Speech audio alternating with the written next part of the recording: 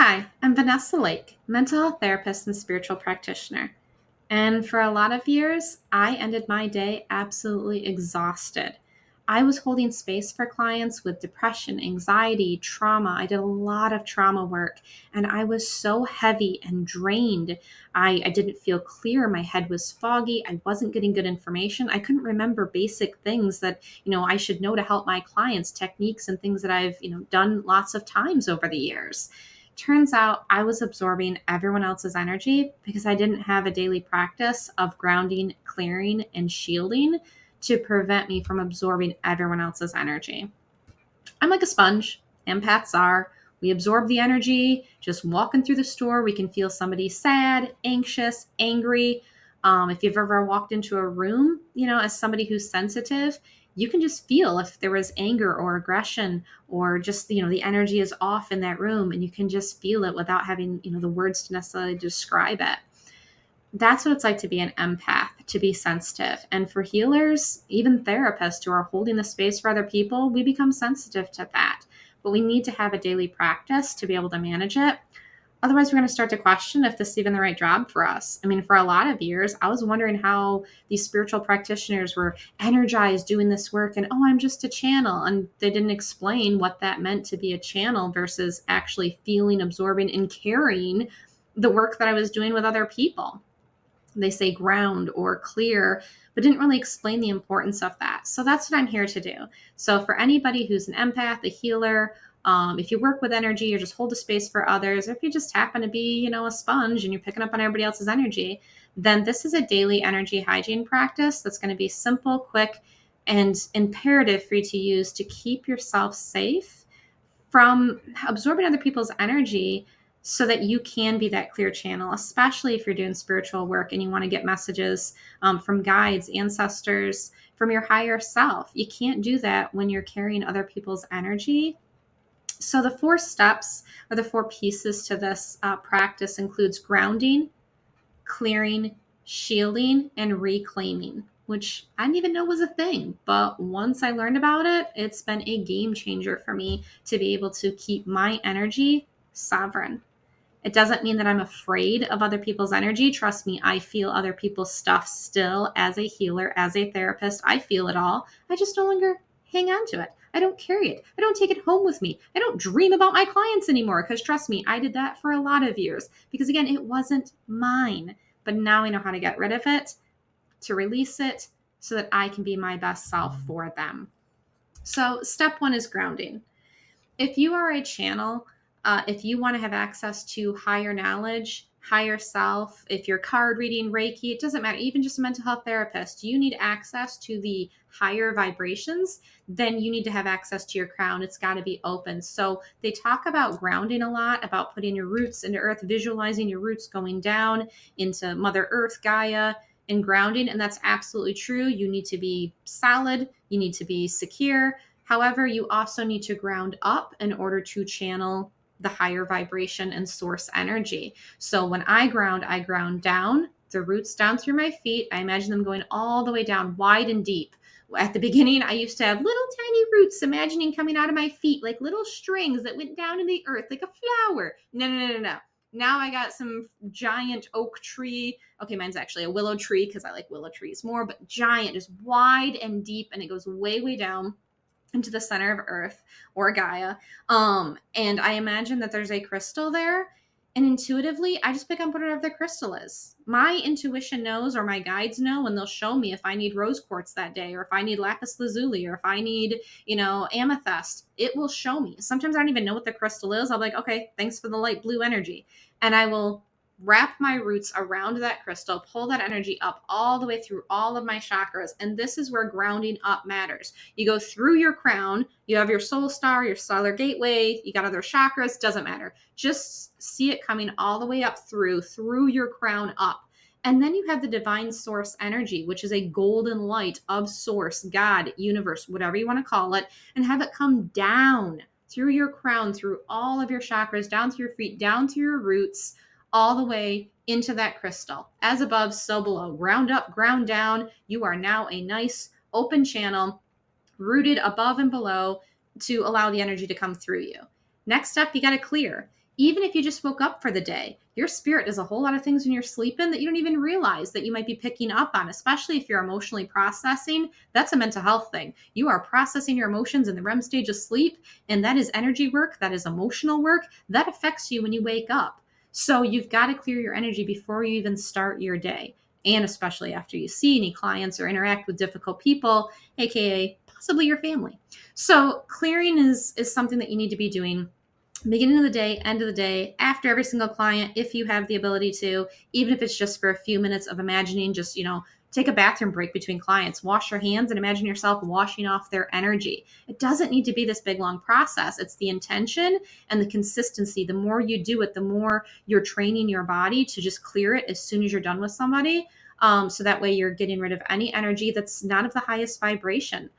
So that also includes cutting cords. So energetic cords get attached with any emotional interaction we have with people, family, clients, anybody we're working with. There's an exchange. I mean, even somebody, at the bank, if they're in a bad mood, you're like, man, she was just really kind of a bitch today. Like she was kind of nasty to me. And all of a sudden, there's an energetic connection there, a cord that was attached. And the more you think about it, the more you keep that cord going. Of like, I can't believe she talked to me like that. She was so rude. I wonder what her problem was. And now you're just going on and on and on. Cut the cord, and your brain can let it go. Your emotions can let it go. Your energy can let it go.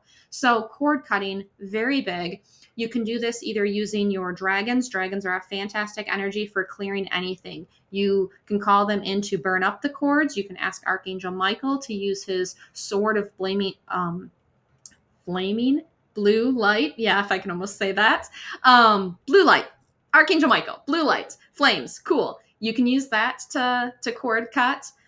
Also, your dragons are really great for calling into your aura, your energetic bubble that's around you. Ask them to enter it and use their cleansing fire to be able to clear anything that is not of the highest vibration, not of your highest good, not of love and light. And I'm really big on the affirmation, I release what is not mine to carry. I release what is not mine to carry. As an empath, I hold everybody's stuff. Somehow I think it's going to help them if I just carry it for them, if I just take it for them, and then somehow it's going to make them feel better. But everybody needs to be able to process and learn their own lessons and process their own emotions, because that's what actually gives them the strength. If you continue to carry the heavy stuff for everybody, their muscles are going to atrophy. They are going to be weak. They're not going to be able to handle things when you are not around, and you can't be around 24/7. Like, they're going to have to learn how to do this. So carrying their stuff for them does not empower or help them. It actually disempowers them and does not respect their sovereignty, their individuality, and their lessons. So releasing what is not yours to carry. Do not think you are responsible for everything, which empaths often do. You are not. So calling in your dragons, archangels, you can call in your team. If you have certain archetypes, gods, goddesses, anything like that, that empowers you. I know Athena, she has a sword. She's also very badass. Her sword can also cut cords. So it doesn't just have to be Archangel Michael, but cord cutting, releasing that energy, got to clear that out. So doing that consistently after interacting with people, especially with clients, if that's who you work with. You can also take a spiritual shower. Those ones are nice. One, you can actually take a shower first thing in the morning, and you can make that part of your routine to imagine the water being white, cleansing light, and it washing away anything that's not of your highest good. You can visualize being under a white light waterfall. That's another clearing method. I like to put things in place because I have an office where people physically come in and, sit on my couch or, lay on my Reiki table or whatever. And so I have implemented the intention and visualized that there are crystal beads, like those lovely little bead curtains that they used to have in the doorways, 70s. I'm totally a hippie. But anyways, so this beaded curtain of selenite and tourmaline. So there is clearing and they're absorbing the negatives so that anybody that walks through my office door is being cleansed and cleared. And every time I walk out of it to take my bathroom break, I am also being cleansed and cleared. You can imagine that at your workplace. See that the front door of your workplace is a beaded curtain of selenite or clear quartz and tourmaline, and have it clear and absorb and get rid of all that junk as you walk in and out of work. Then it's constantly, consistently happening in that environment. And it could also be your home or wherever, but that's another good way for clearing. So shielding. Shielding is important, not out of fear. And that's the thing. It's not that I'm afraid of other people's emotions. I have felt everybody's emotions, all the things. It is about respecting my own energy, to say that I'm not just going to give it freely, openly. I'm not going to take from them, because there's also respecting them. I'm not going to hold their stuff from them so that they can't process it, they can't work their way through it. But also, I'm not going around and just giving my energy away to anybody, like through the grocery store. Like, that's just not a thing. Anybody that, sits on my couch. Again, there's a relationship there that we're, I'm, creating a space for them to heal, but they're not just going to get my energy when they walk out the door all night long. I'm going to be thinking about them, dreaming about them, and just sending them energy, even when I'm, not in a professional capacity with them, or even with family. I have my own things I need to be able to do. I need my energy for that. So it's about filtering. It's not about blocking so much. Think of it more as a gate instead of a brick wall. A brick wall says, I'm not letting anything in, nobody's getting to me. And that's more fear-based, right? Like, if I don't let anybody in, nobody can hurt me. It's not about being hurt. It's about having the gate to say, I open in this capacity, in this session, I freely exchange with you. And now that it's done, I'm closing the gate. I'm taking my energy back. I'm giving your stuff back to you energetically, emotionally. That's, respecting the individuality of boundaries, and then moving on. So shields can be visualized. You call them in, you set intention. Most everything is intention based.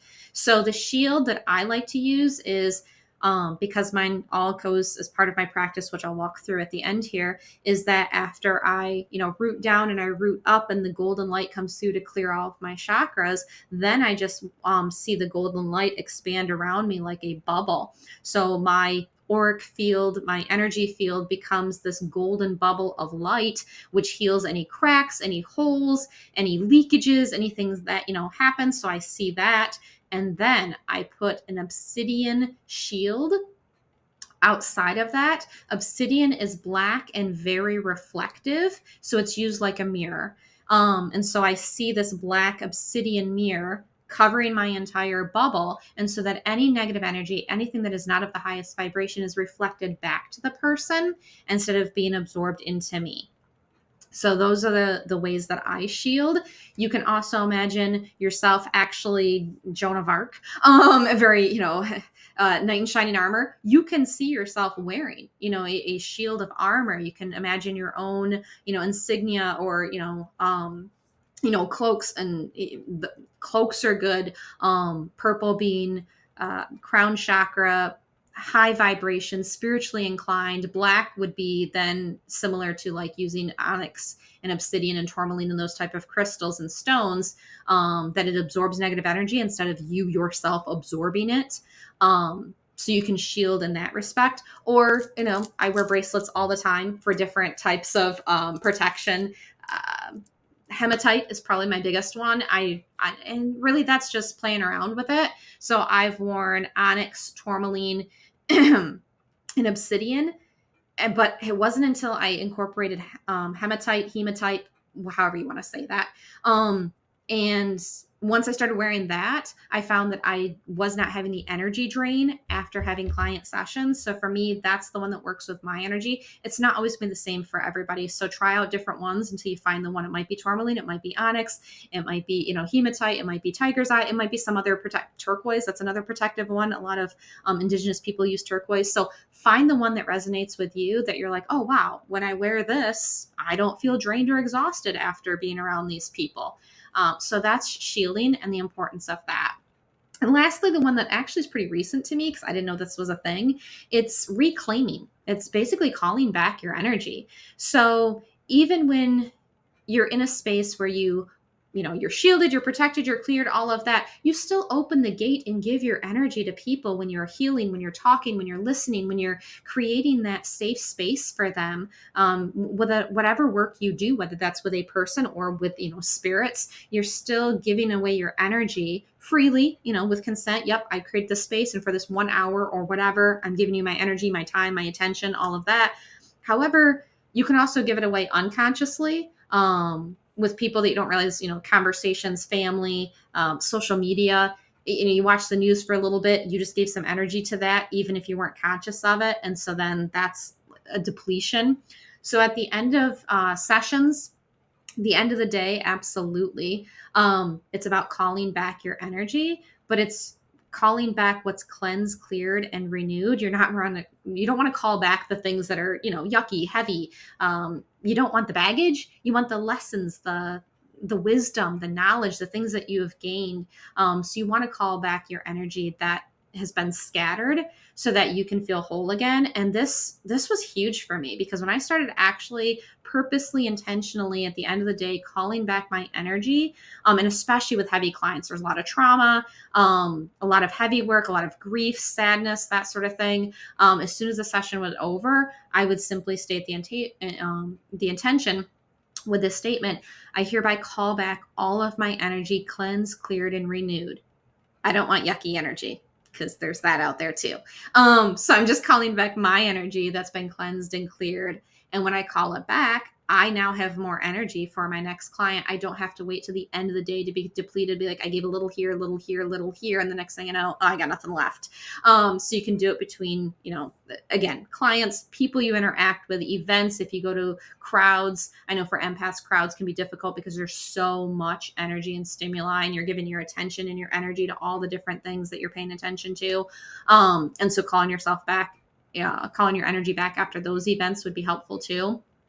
So these are the four, sections of it. Like I said, what that looks like is what I do in the morning and in the evening. So in the morning, I do the ground, I do the clear, I do the shield. I then interact with my day, depending upon the client and, who I have and what's going on. After a session with them, I will also clear and reclaim my energy. But absolutely at the end of the day, I will then ground and clear and reclaim. I don't need to shield at the end of the day. I'm home. I'm safe.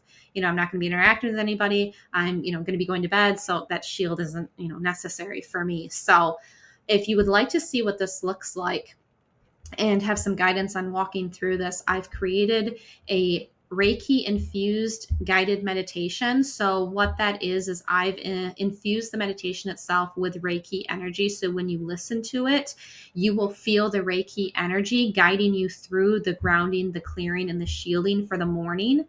And then there's another meditation for the evening, which is the grounding, the clearing, and the reclaiming of your energy. Again, both infused with Reiki. So it takes meditation to the next level. If you are curious about this, the link is in the description, so you could purchase that. It also comes with a PDF guide that walks through these steps. You do not need to do it my way, but this is a nice framework until you come up with your own phrases, your own team, what visuals you have. So it becomes a habit. It's nice to at least have a framework of where to start, and then you can make it your own, because yes, there's lots of things out there for, meditations and grounding and clearing and all of that. Do the one that's most comfortable for you. If you're like, I absolutely hate waterfalls, I can't stand water, that's not my thing, then that's not going to be the one that works for you. But these steps, however they show up, grounding, clearing, shielding, and then grounding, clearing, and reclaiming, are going to be necessary for you to maintain your energy, be your best self for the work that you are doing. Even if that's just, have a lunch date with a friend, you still want to be present. You don't want to bring somebody else's energy into that meeting with your friend and be like, wow, I'm really feeling off or anxious or depressed and not knowing why. So go check that out. Link is in the description. Feel free to leave a comment describing your own daily energy hygiene practice. This could be helpful to someone else. If you're looking for more information on how to best manage your energy, then check out my website, where I have services such as Reiki, which I can do in person or distance. And I have other products for guided meditations, Reiki infused meditations, and of course, some free downloads. So check that out today.